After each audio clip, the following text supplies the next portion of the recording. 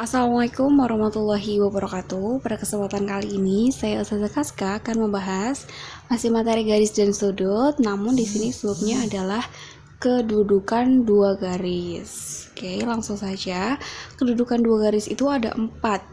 Dua garis, yang pertama dua garis dikatakan sejajar. Nah, di sini saya punya yang pertama garis sejajar. Dua garis dikatakan sejajar apabila mereka tidak memiliki titik potong, atau jika dipanjangkan sepanjang apapun mereka tidak akan bertemu di titik manapun.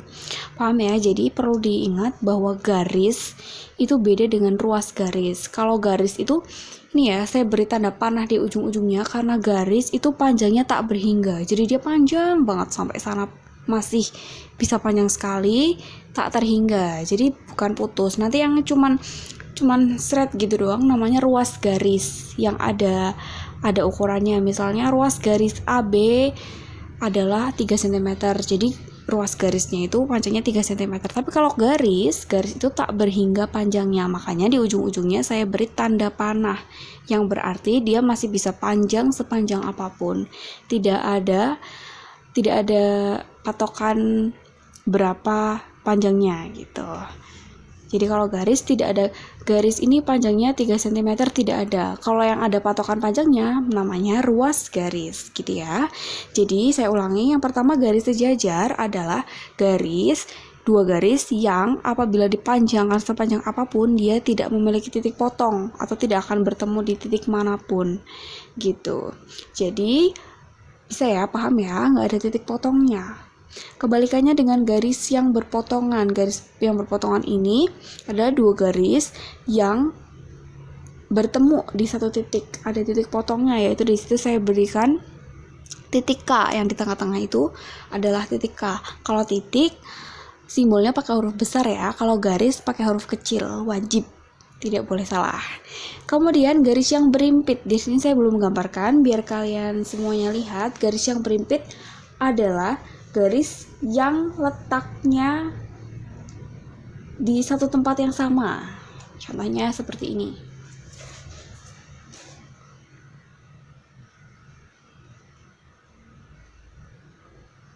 Saya beri nama ini garis C, kemudian garis D berada di tempat yang sama dengan garis C, yaitu di sini.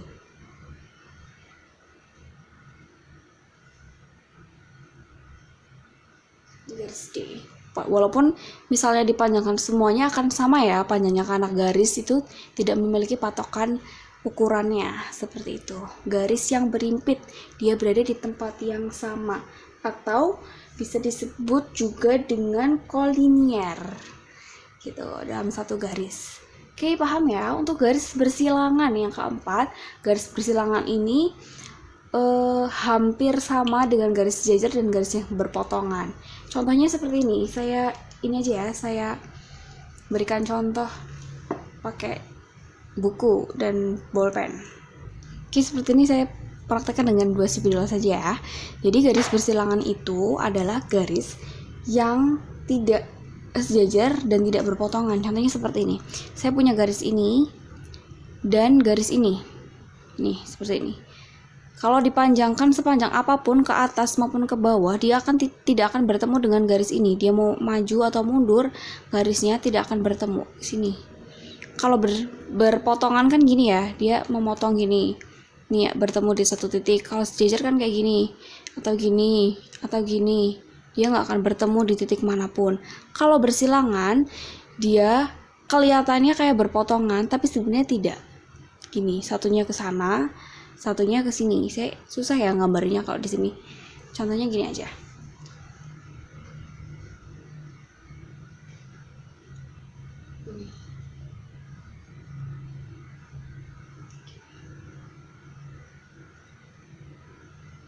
Seperti ini ya garisnya. Walaupun kalau misalkan ini kan 2 dimensi ya.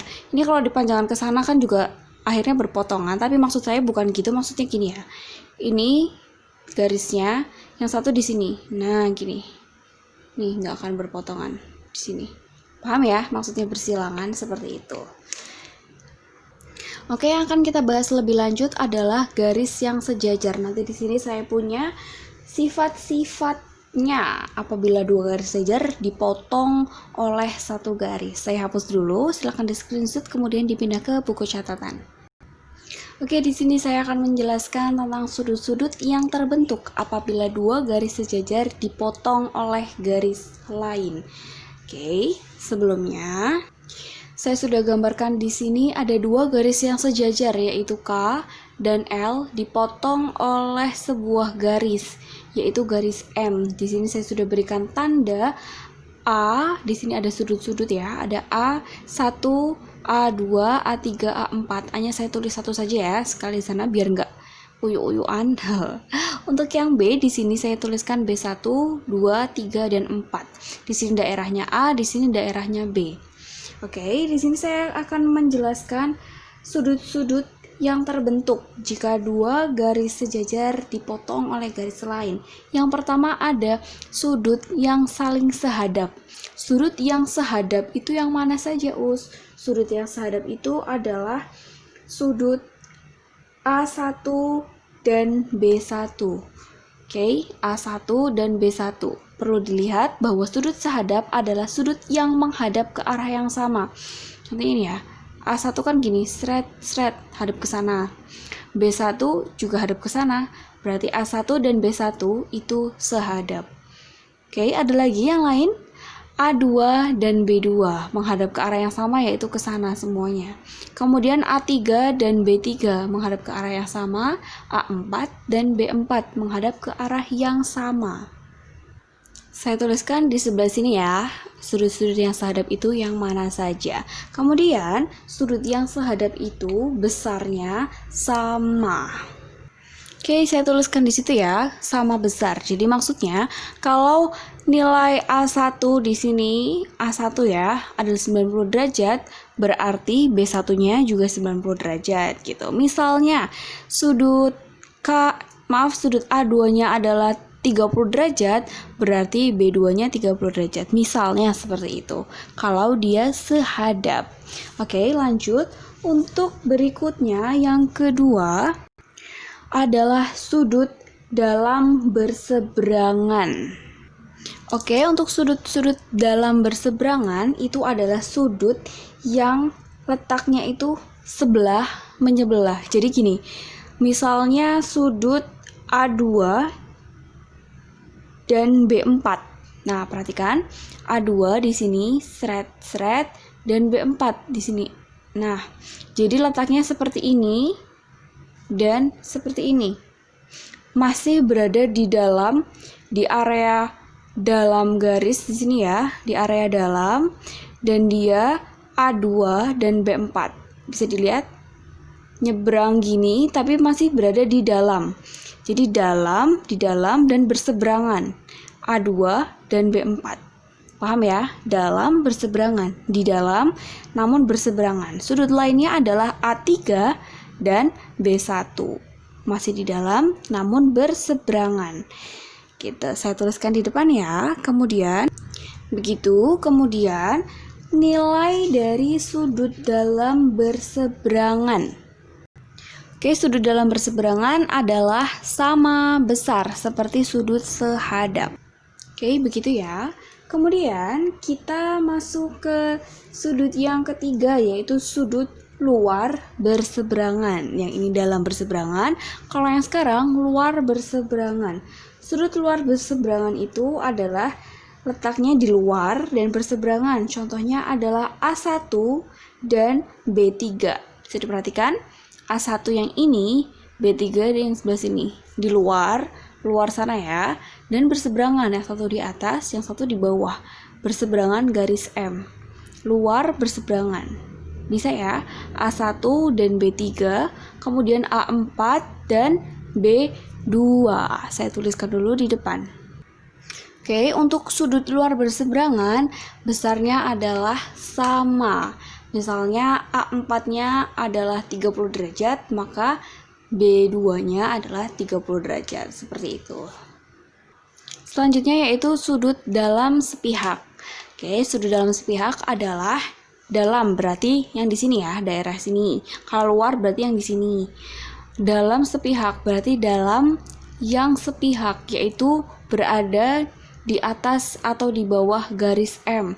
Misalnya A2 dengan B1 dalam sepihak berada di dalam dan sama-sama berada di atas garis M. A2 dan B1. Yang lainnya adalah A3 dan B4. Saya tuliskan dulu di depan. Oke, untuk sudut dalam sepihak yaitu A2 dan B1 serta A3 dan B4 itu jika dijumlahkan hasilnya adalah 180 derajat. Jadi misalnya diketahui sudut A2-nya adalah 90 derajat. Maka berapakah sudut B1? Berarti A2 ditambah B1 harus sama dengan 180 derajat. Berarti B1-nya adalah 90 derajat gitu. Misalnya sudut A3 di sini diketahui sudutnya adalah 80 derajat. Berapakah sudut B4? B4-nya berarti 80 derajat ditambah B4 sama dengan 180. Berarti B4-nya adalah 100 derajat. Saya beri catatan di sebelahnya jika dijumlah sama dengan 180 derajat.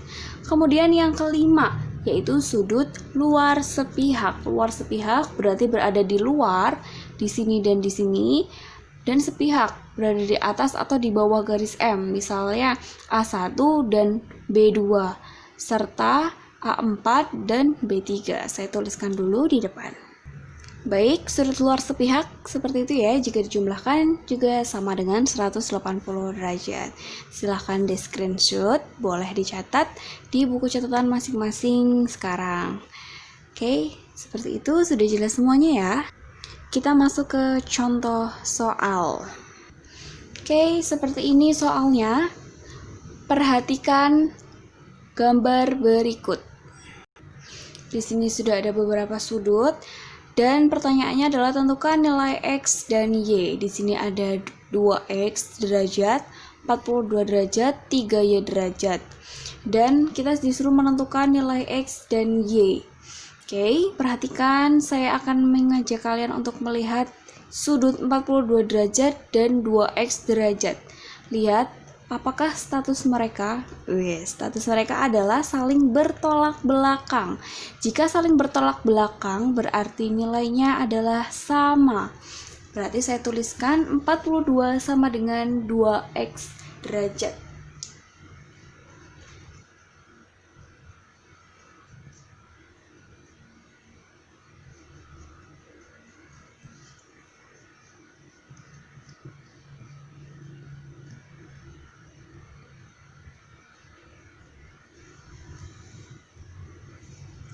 Seperti ini.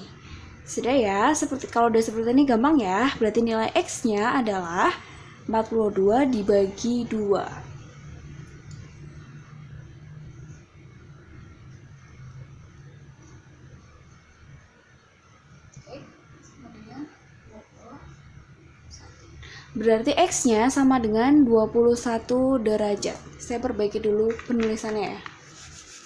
Miring. Seperti ini.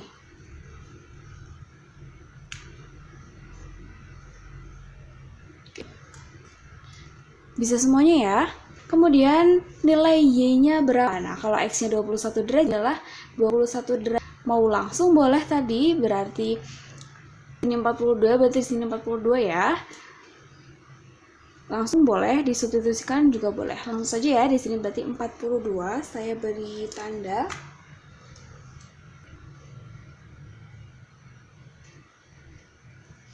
Oke, berarti untuk mencari nilai Y, perhatikan apakah ini dan ini sudut yang saling sehadap, menghadap ke arah yang sama? Betul? Ya, menghadap ke arah yang sama, ke bawah semua ya yang ini. Menghadap ke bawah semua. Berarti yang ini 42 derajat, yang ini juga 42 derajat.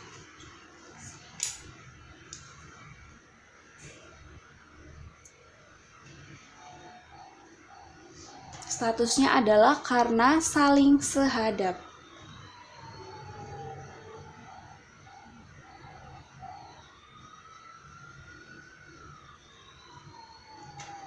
Seperti itu.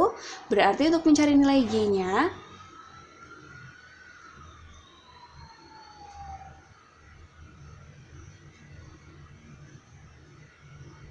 seperti ini ya, bisa ya, 42 dibagi 3, yaitu 14. Nah, seperti itu. Sama ya, di sini berarti 42 derajat, 42 derajat, 42 derajat. Statusnya ini dan ini apa ya? Masih ada yang ingat? 42 yang atas dan 42 yang bawah, luar berseberangan, ada di luar sana dan saling berseberangan. Nilainya juga sama. Begitu. Untuk hari ini saya cukupkan, nanti saya beri latihan soal. Terima kasih. Wassalamualaikum warahmatullahi wabarakatuh.